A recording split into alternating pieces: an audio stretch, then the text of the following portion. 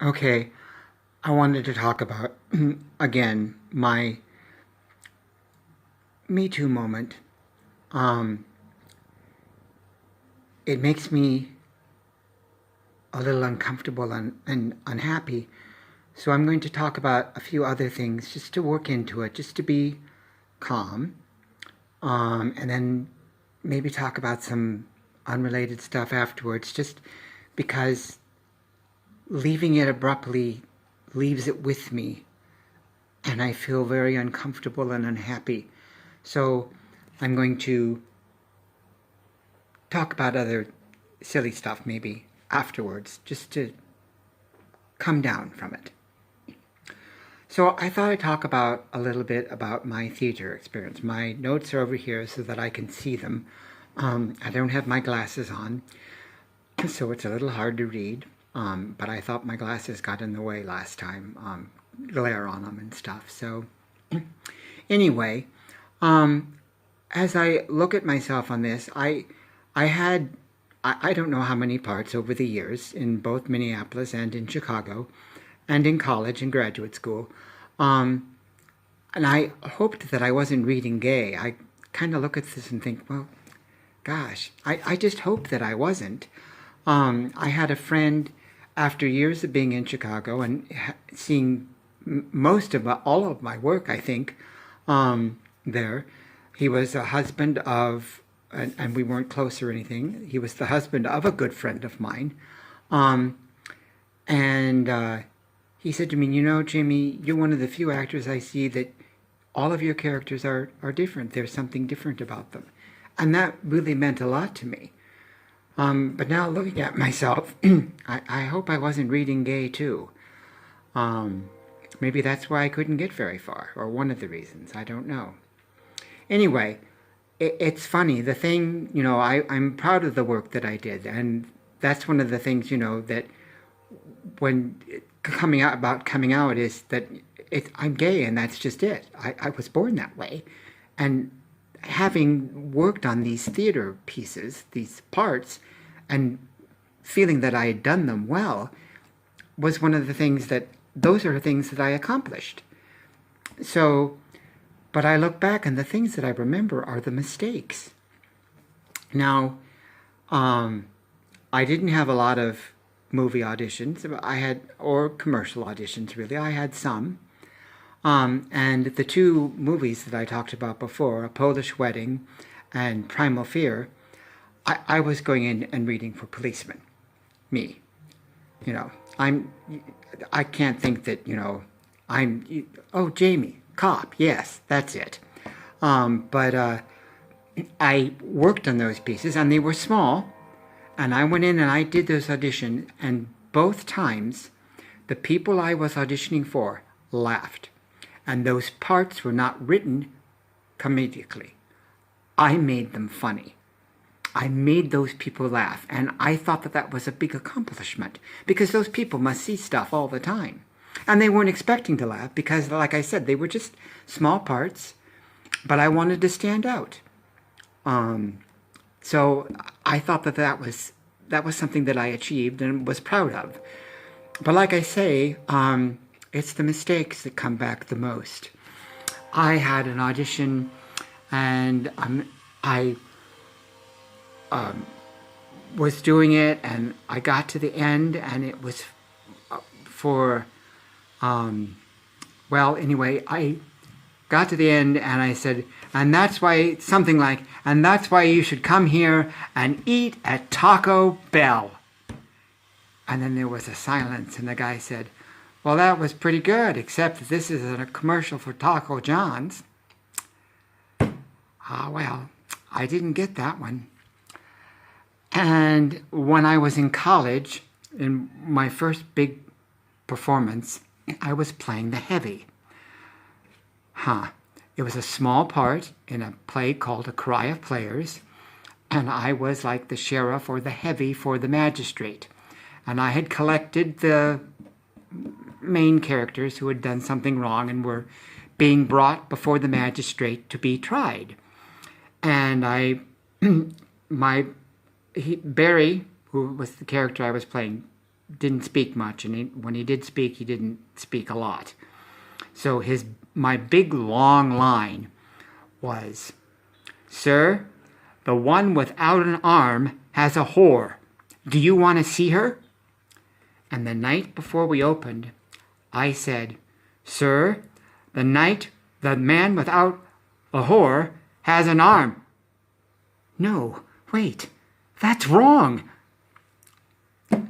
I remember that.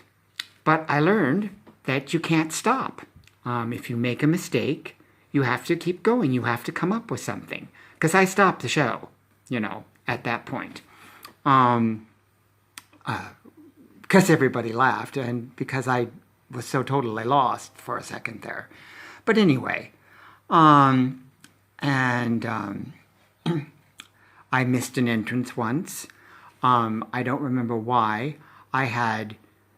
In this play that I was doing, I had 3 entrances. And something was added for one weekend. Something was wrong or something was out of whack somehow.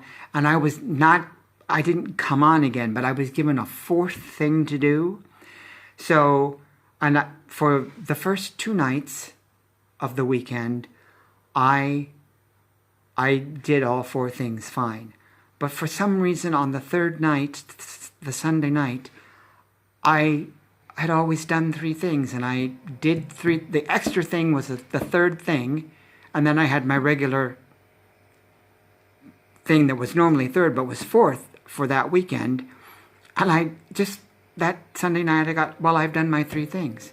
So I missed my entrance. And it wasn't an important entrance. I was playing a guard again.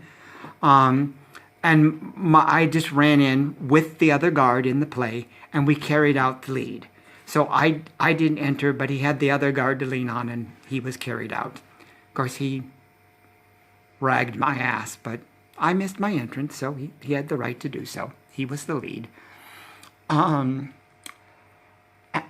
there was another time when I was the lead, and I was playing a romantic lead.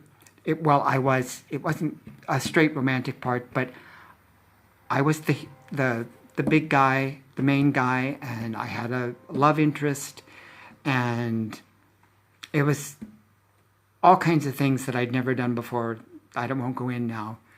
But during one of the shows, I missed a couple of lines and got lost. And the woman I was on stage with, the leading lady, we struggled a bit, and then we got to where we were supposed to be, or got back on track. But in the lines that we skipped, we cut out one of the actors' entrances. Now that was my fault. I skipped the lines, but then this actor couldn't bear not coming on, because it was just a little throwaway scene that he had. He came out and did this little thing, but he got a laugh every night doing it. And he couldn't bear not getting that laugh. So after the actress and I, Jillian, got ourselves back on track, but we skipped his entrance and we were going on, he came out and started his bit. So then we had to do his bit, and he got his laugh and left. And then we were back. His bit was close to where we'd screwed up. I'd screwed up. So then we had to do the scene. We were trapped doing the scene again because we couldn't just jump to the end. So that audience got to see that scene twice. Once poorly and once with all the lines. And that actor's name was Mark, with a C. And he knew that he'd done wrong. And he talked to me about it and said he was sorry. But he couldn't give it up, and he knew that was a bad thing. But that was Mark with a C. And then there was a time where I was in this play, and it was a ghost story. And things were going wrong throughout the run. But at the end of the show, the ghost came, and dishes flew off the shelf. The window slammed shut, and the door opened and closed, and there was a mirror that turned in, and you could see a ghost in the mirror. And and there were problems. And this one night, things were really bad, and I was backstage, and it was my job to pull the strings to make the dishes fly and to make the window fall. And the window did that twice during the show. And then the first time that it did it, something had gone wrong, and it wouldn't stay up. It had come down and it wouldn't go back up. But the window falling was important, even more so than the dishes flying off the shelf. So there was a blackout before there was the scene progressed, and then there was a brief blackout, and then the lights came back up, and then this ghostly stuff was supposed to start happening. And then at the end of it, the window slammed shut. But the window wouldn't go back up. So during the brief blackout, I struggled, and I got the window up, and it wouldn't stay up. So I stuck my finger as carefully as I could underneath the window, and so my arm was there little, but I don't think the audience, I don't know. I don't think the audience could see it, my arm. I was back as far as I could be, and so I was stretched, and I was kind of off, and I was on the window was up on a platform, and so I was bent over and holding up the window. So I was like this, and bent way over. And the scene was like 10 minutes, but I was holding it with one finger, so my hand was going like this. The longer I held it, and I didn't know that I could hold it up. So eventually then two fingers, and then the whole hand, but my hand was shaking, and I was bent over. And then there was an actress backstage with me who was in the play, but she was off the stage now, and she decided that she would help me. And the way that she helped me was she pushed her hands into my butt to make me firm. She thought that she was helping me.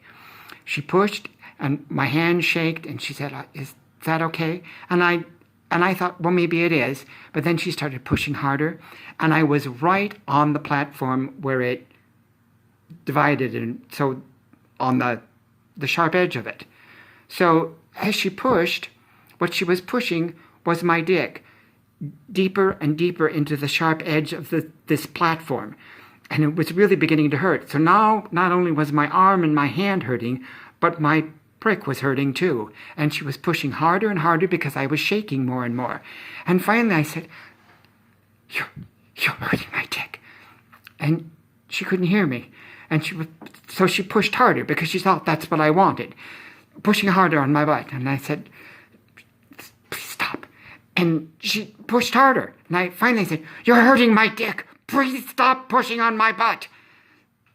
Which I believe they heard out on the stage, because there was a little muffled laugh, because that was a very odd thing to hear from backstage.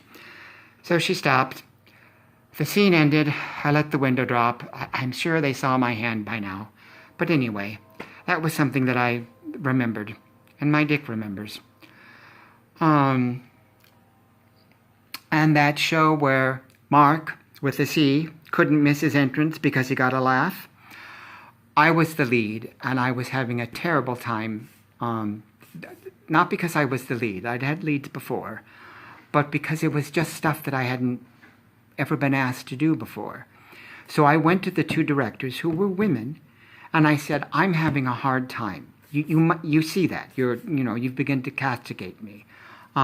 Please, could you just block me?" They hadn't blocked the show. If you block me, that will take pressure. I'll have a structure for me to move about, and I'll probably drop it later. But right now, I need help, and this is what I think will help me. And they wouldn't do it. They didn't like being blocked. They came from apparently companies where they had been blocked, and they hated it, so they wouldn't do it. So I struggled, and I think I failed in that role. There were nights where I was good, just solid. But I could have been better, I think. I don't know if they'd helped me there. And years later, I confronted them both about this. And they said, oh, we couldn't hear you. And that's when they told me. We'd been blocked, and we didn't like being blocked. So it was just a thing, where we couldn't hear each other because of what we were going through. So anyway, those are the things that I remember. My mistakes. Now I want to talk about my Me Too movement and the two men. Like I said, this doctor called me in the morning, and I knew that it was going to be sexual, but I had no idea that it was going to be what it was. I had no idea that they were going to do that to me. I had no idea that the other guy was going to be there. And I thought about this other guy. I thought for years he was an intern, but that doesn't make sense. Like I said, it was a private practice. So I thought, I shouldn't, it was 30, 40 years ago. I can't, the older man is probably dead.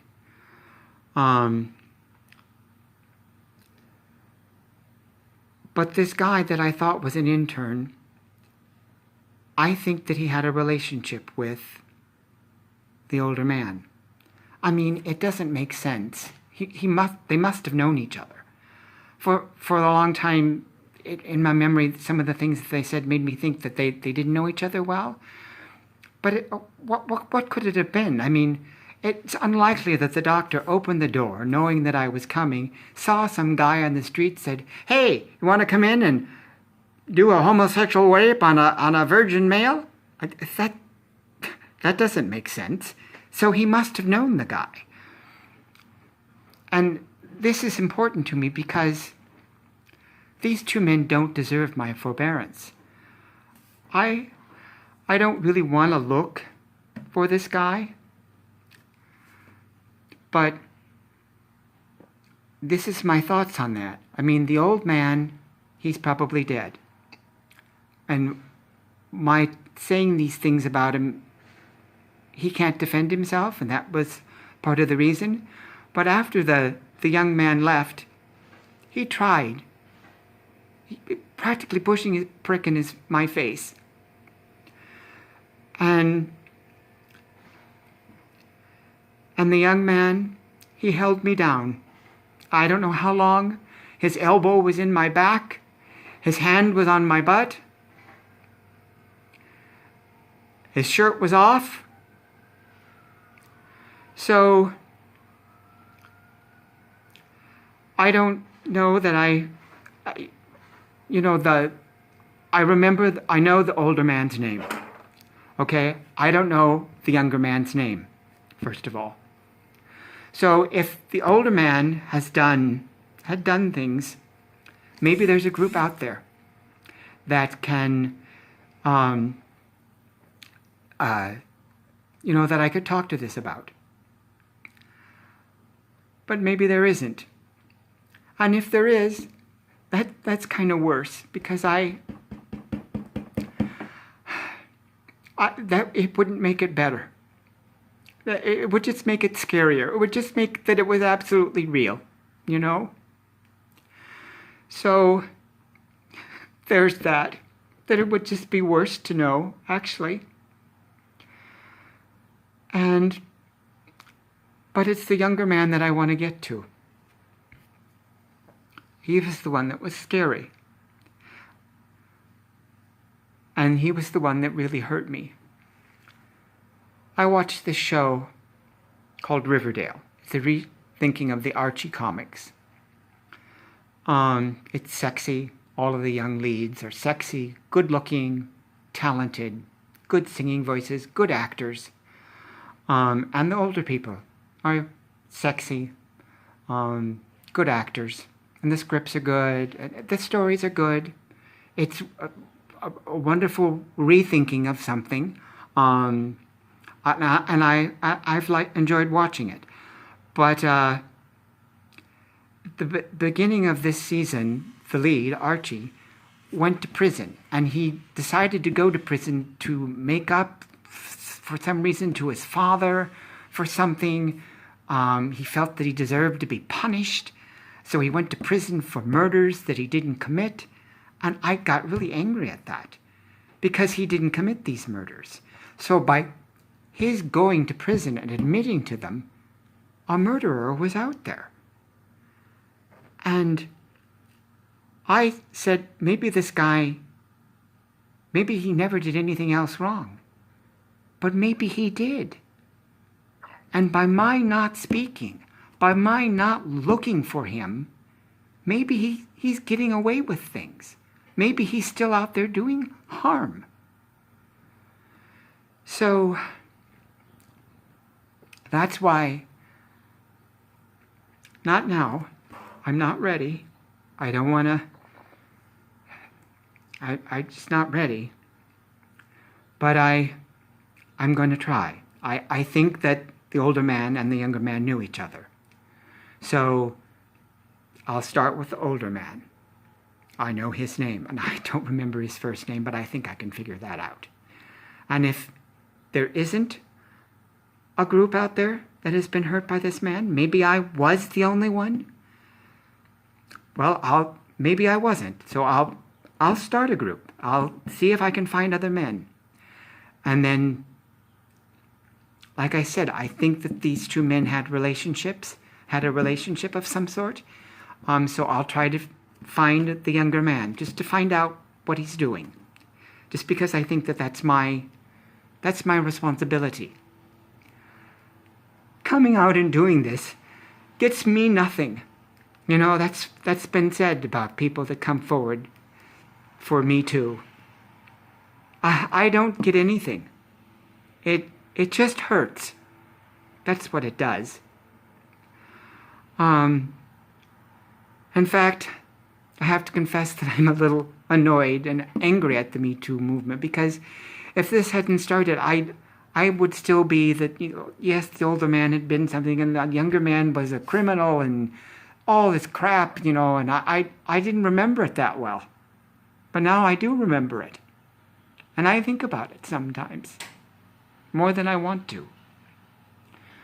So I'm going to look for these two gentlemen, just because I think that that's my responsibility. So,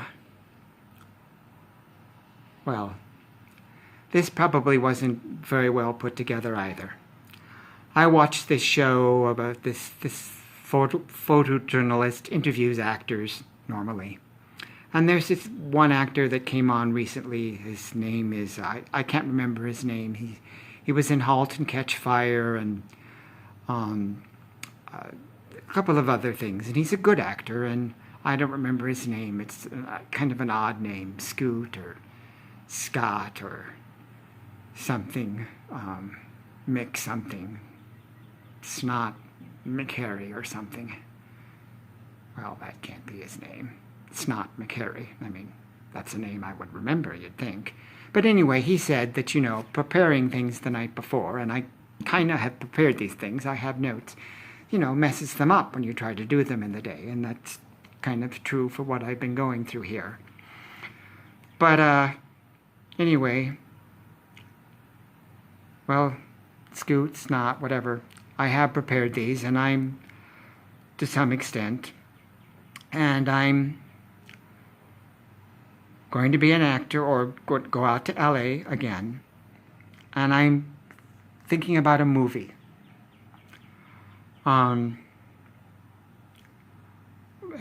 This going back to being an actor.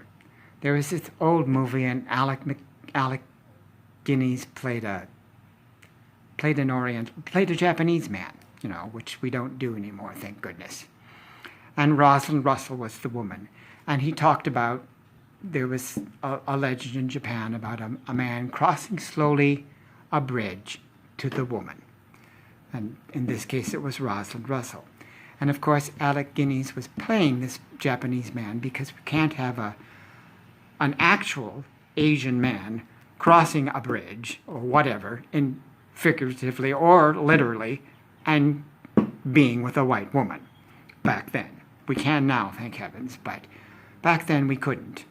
But anyway, he crossed the bridge to the white woman. I thought of that movie, and I'll be crossing a bridge to new things, to adventure, to hurt, to disappointment, to maybe some triumphs. I don't usually have triumphs, but victories maybe. Triumphs are something that Roman generals had, at the end of conquests, and bringing the slaves and the elephants and the conquered home. Well, my apartment's small and room for elephants and slaves and conquered people. I only have 3 or 4 rooms, so the elephants just wouldn't fit here. So there's that. And also, I'm not used to being I've been closeted, and my family didn't want me to be gay, so I have not talked about or tried to do anything about that. I'm going to try to leave myself open to meet people, to meet somebody. I don't know that I can do that. I'm 62.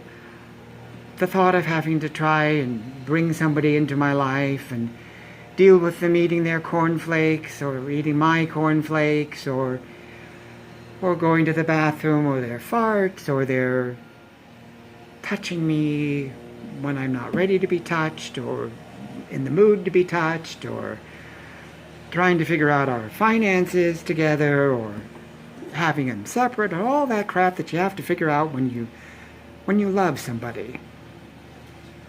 Of course, it would be nice. I put suspenders on in the morning. I need them to keep my pants up. Sometimes they get twisted. It'd be nice to have somebody to say, can you untwist my, or see if they're twisted even. To put cream on my back because my skin gets itchy now. Those things would be nice. But push comes to shove. I make some money here. I can buy a belt, I don't have a belt now, but if I get some money, I can buy a belt, and then I don't really need a boyfriend or a husband. I know that they're good for other things, but I don't know. But I will try. I will try to leave myself open to that kind of thing. And that is a big thing for me. Part of the adventures that I'm moving towards. Part of the things that I'm crossing over on this bridge. And that's a lot of things that are out there. But LA is a big city. So there's all kinds of things that are out there. So we will see. And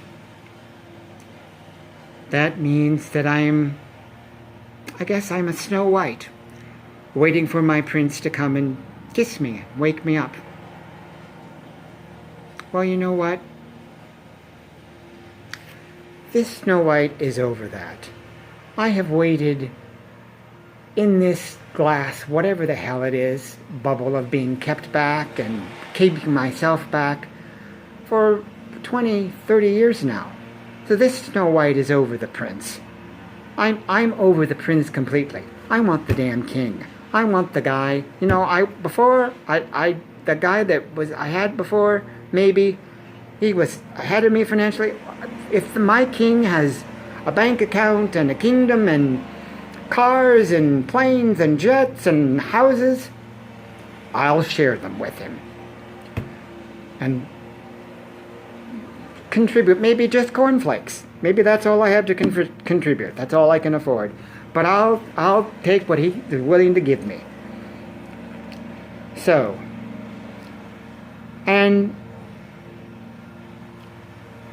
that means opening up too. I'm not somebody that it's easy for me to ask for help. And part of the Riverdale last season, Archie was moving to that archetypical male thing of being, I've got to do this myself kind of crap. He does that a lot.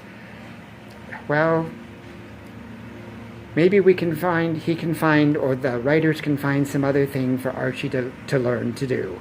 Maybe he can learn to be a more open and sensitive and guy that asks for help, and maybe I'll learn to do that and can write about it, and then maybe I can help the writers and write about them, and they can pay me for that. They can pay me for those ideas. So we will see. We will see where I can go. A lot of this stuff is scary. But I'm willing to face that now. All of that, I'm willing to face. It's time to do that. And I'm going to do it on my own. And maybe that's wrong, trying to do it on my own. And going out and being in LA on my own, I won't know anything, but I'm pretty much on my own here. My family doesn't want to deal with me because I have a gay flag in the window, a rainbow flag. So, anyway, that's where I am, that's where I'm going.